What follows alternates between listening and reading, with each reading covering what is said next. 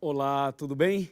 Que maravilha! Estamos aqui para mais um estudo da Palavra de Deus. Essa série, A Verdade, tenho certeza está sendo uma bênção e continuará sendo uma bênção para você e para mim também. Seja muito bem-vindo e que a bênção de Deus esteja na sua vida.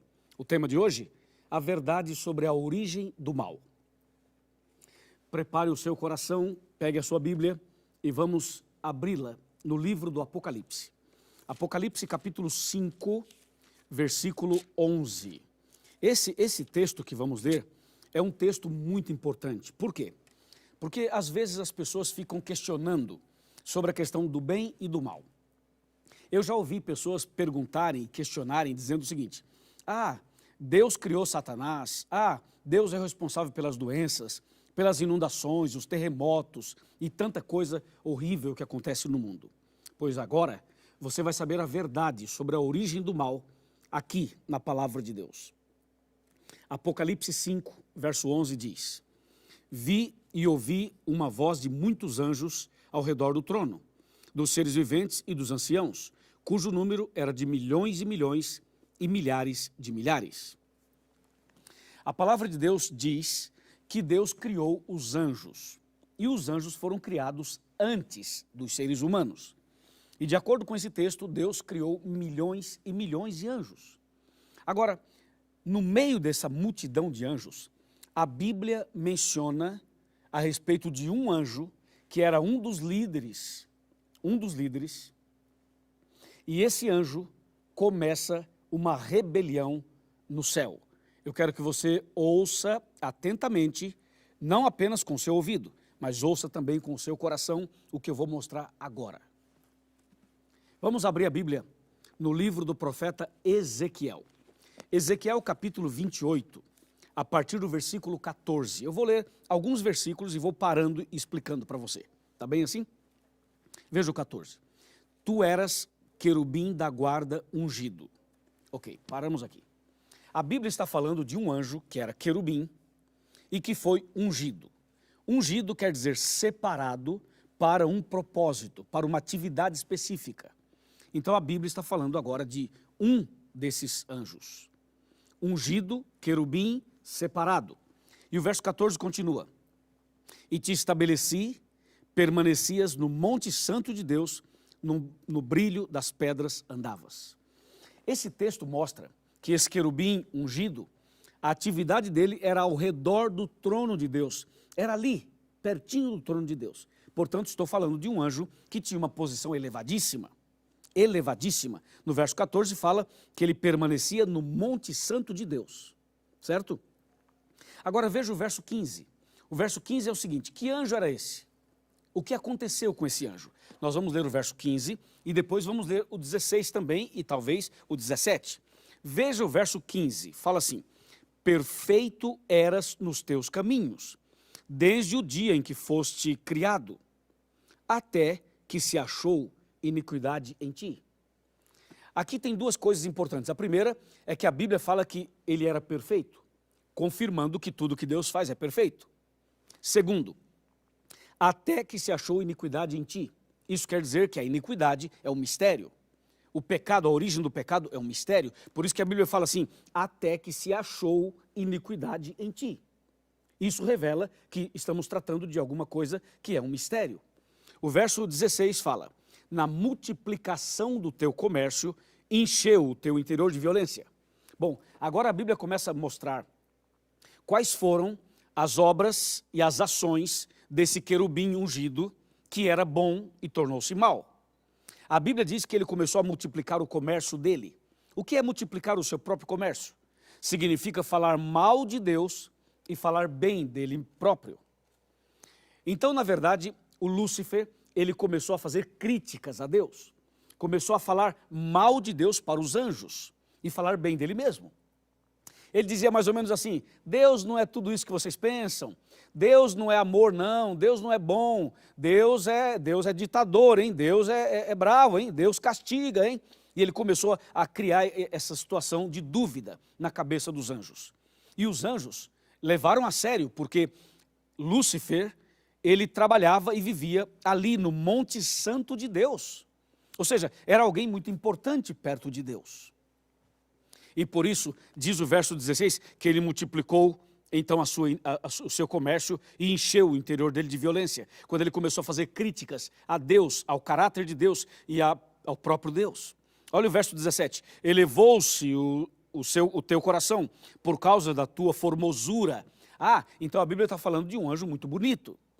Ele elevou o coração, quer dizer, o seu orgulho, a sua confiança própria por causa da sua formosura. Corrompeste a tua sabedoria por causa do teu resplendor. Lancei-te por terra, diante dos reis te pus, para que te contemplem.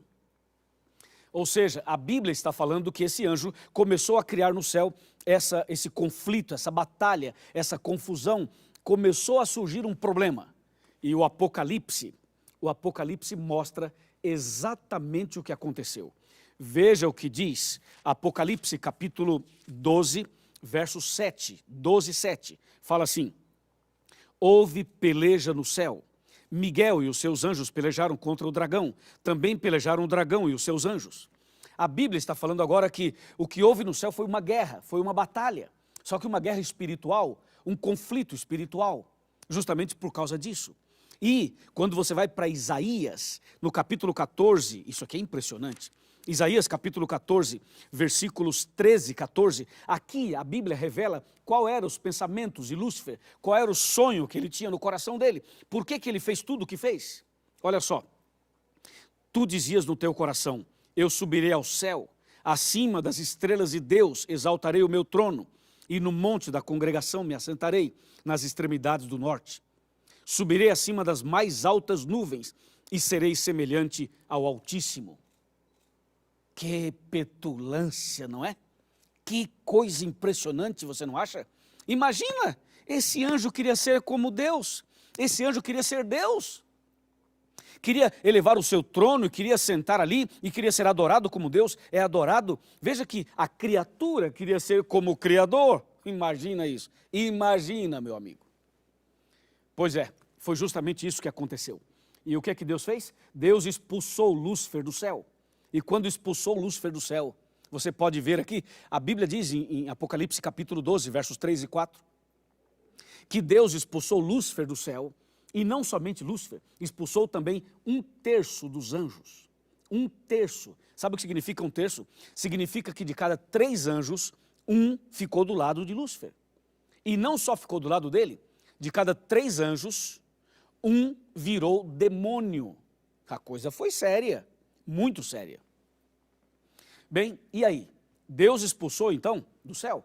E Lúcifer com 1/3 dos anjos vieram para a terra, caíram aqui. E a primeira coisa que eles fizeram, o Lúcifer e a sua equipe de anjos maus, a primeira coisa que fizeram foi tentar Adão e Eva. Exatamente o que está escrito em Gênesis capítulo 3, versos de 1 a 10. O diabo usou uma cobra. E essa cobra foi o médium, o intermediário, para conversar com a Eva. E usando uma cobra, Satanás enganou a Eva. E, consequentemente, também chegou até o Adão. E o primeiro casal aceitou as propostas do mal. E caiu, e pecou. Então, veja, Lúcifer e 1/3 dos anjos do céu caíram. E agora, os 2 primeiros seres humanos também caíram no mesmo erro. E no mesmo pecado. Consequentemente, a Bíblia diz que o pecado entrou na vida humana, mas entrou de uma maneira terrível. E você sabe quais foram as consequências do pecado? E quais são? É só você olhar um hospital. Veja os hospitais como estão lotados. Vejam as cadeias como estão cheias. Veja, por exemplo, a vida das pessoas, dos casais, das famílias. Veja, as pessoas são infelizes, as pessoas têm conflitos, as pessoas têm doenças, as pessoas têm depressão, têm estresse, têm desejos maus no coração. Veja quanta coisa o pecado trouxe. O pecado trouxe consequências como terremoto, maremoto, tsunamis. O pecado trouxe coisas tão horríveis, tão horríveis. Mas a principal, o mais horrível de todos, é o que diz Gênesis capítulo 3. Diz que o pecado separou o homem de Deus. O pecado separou o homem de Deus de tal maneira, que o homem não pôde mais ver a Deus e nem sequer ouvir a voz de Deus. O pecado é tão maligno, tão nojento, tão terrível. E agora, tem solução para esse problema ou não tem? Claro que tem. Eu vou te mostrar qual é a solução. Para isso, eu vou sentar aqui na minha cadeira e quero mostrar a você a solução de Deus para o problema do pecado. Vamos sentar e vamos conversar. Lembre-se que quando eu sento aqui, significa que eu estou na sua casa. Estamos na sua casa, na sala da sua casa, ok? E aí queremos conversar um pouco mais com você. Tá tudo bem? Tudo preparado? Veja só. A Bíblia diz em Romanos 6:23. Você conhece o texto? Eu vou falar para você. O Romanos 6:23 fala assim: porque o salário do pecado é a morte, mas o dom gratuito de Deus é a vida eterna em Cristo Jesus, nosso Senhor. Qual foi a solução de Deus para o problema do pecado? Primeiro detalhe, Deus expulsou Satanás do céu e os anjos maus, e Deus deixou o tempo passar. Sabe por quê? Deus queria que as pessoas vissem quem é Deus e quem é Satanás, o caráter do bem e o caráter do mal. Por isso Deus deixou passar um tempo. Se Deus o matasse, então ficaria configurada e confirmada a acusação de Lúcifer. Porque Lúcifer acusava Deus de assassino, de mau, ditador e tudo isso. Então Deus não o matou, deixou que as pessoas percebessem quem é Deus e quem é Satanás. E aí o que é que Deus fez? Deus veio a essa terra, isso é espetacular. Deus veio a essa terra e Deus disse o seguinte: o salário do pecado é a morte, mas eu amo meus filhos, os seres humanos, eu amo tanto, tanto, tanto, que ao invés dos meus filhos morrerem eternamente, eu vou morrer no lugar deles, eu vou tomar o lugar deles. E isso o diabo não esperava. O diabo pensava o seguinte: eu vou botar o Adão e a Eva no pecado e vou ficar na esquina, só olhando, dando gargalhadas. E eu quero ver o que Deus vai fazer. Por quê? Porque Adão e Eva pecaram, Deus tem que matá-los, porque Deus disse que se eles comessem do fruto, eles morreriam, se eles pecassem, eles morreriam. Aí Deus, eles pecaram, vai lá, mata eles agora. O diabo ficou esperando que Deus matasse. E se Deus matasse Adão e Eva, o diabo diria assim: ah, viu só como você é assassino? Só porque ele comeu uma fruta, você já matou os dois. Entendeu? E se Deus não matasse Adão e Eva, o diabo diria assim: ah, é? Não vai matar não? Então você não tem palavra. Porque você falou que se eles comessem, eles morreriam. Eles comeram e não morreram. Você entendeu a encruzilhada que o diabo tentou colocar Deus? Foi aí. Só que o diabo não sabia que Deus é tão tremendo, tão extraordinário, que Deus falou o seguinte: ok, então eu vou morrer no lugar do homem. Esse Deus não é brincadeira não. Você viu o que Deus fez? Deus falou assim: ok, então tá bom, eu vou morrer no lugar do homem. E foi aí que Deus colocou em prática o plano que ele já tinha há muito tempo, que é o plano da salvação. E foi por isso que Jesus veio a essa terra, nasceu da Virgem Maria e morreu na cruz por nós, para nos livrar da morte eterna. E lá no Éden, sabe quem morreu no lugar de Adão e Eva? Um cordeirinho. Aquele cordeirinho já era uma representação de Jesus, o Cordeiro de Deus que tira o pecado do mundo.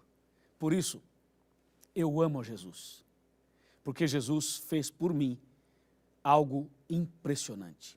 E você também ama Jesus, não ama? Porque ele fez por você algo impressionante. Em breve, Jesus vai voltar e todo o mal será arrancado pela raiz.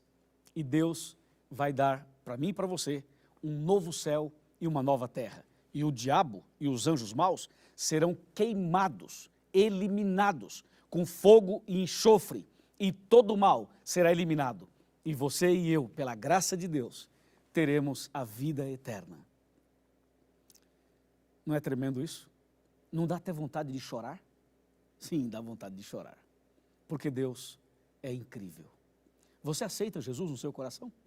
Você quer realmente viver com Deus e não no pecado com Satanás? Eu creio que sim. Meus parabéns. Então eu vou orar por você. E depois da oração, procure a Igreja Adventista do Sétimo Dia. Faça mais estudos bíblicos, frequente a igreja. Comece uma vida nova e receba a salvação. Oremos. Senhor, nosso Deus e nosso Pai, obrigado pelo estudo de hoje. Obrigado porque onde abundou o pecado, superabundou a graça. Obrigado porque Jesus morreu em nosso lugar. Obrigado porque o inimigo já está derrotado, o mal também, e a vitória é nossa. A vitória de Jesus é a nossa vitória. E eu entrego então esta pessoa que ora comigo nas tuas mãos, a família inteira, todos dessa casa, todos desse pequeno grupo, todos dessa classe bíblica. Que cada uma dessas pessoas, juntamente comigo, que nós todos alcancemos a vida eterna em Cristo Jesus. É em nome de Jesus que pedimos e agradecemos. Amém.